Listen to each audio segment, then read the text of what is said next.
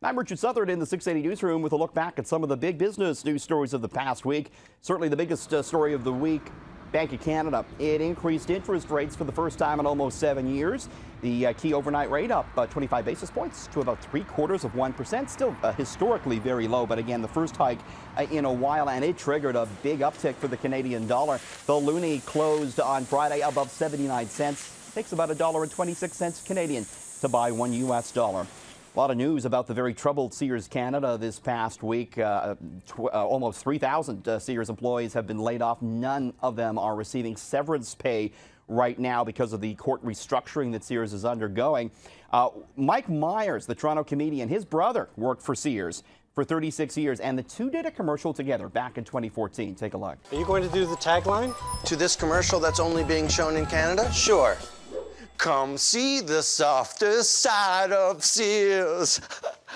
We don't use that song anymore. Oh, no. Boo. Then how about Sears Canada? My brother works there. Not anymore, he doesn't. Sears has laid off Peter Myers. He, too, not getting any severance after 36 years with the company.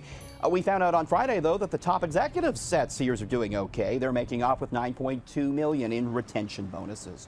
Well, do you have a child that is stubborn?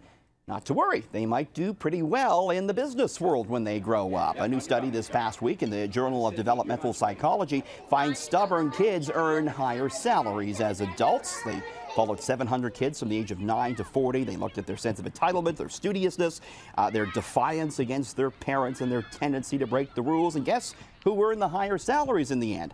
It was the kids who ignored both the rules and their parents. So those kids that asked for a bigger piece of the cookie may ask for bigger bonuses when they grow up. Ikea coming out with a very interesting new cookbook. I want to show you this. The cookbook is made from parchment paper, and there is non-toxic ink. It's designed so you can portion out the ingredients directly on the pages. There are spaces blank for sauces, for herbs, for garlic, and for salmon and the meats and whatnot. And when you've matched all the ingredients to their spots, you simply wrap it up and put it in the oven to cook.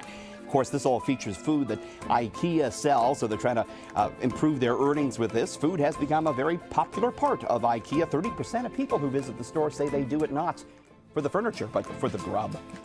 Finally, you may not have heard his name since the 1990s, but one music star is still raking in the dough hand over fist. You have all-time strength. You have everybody strength in here. It's Garth Brooks.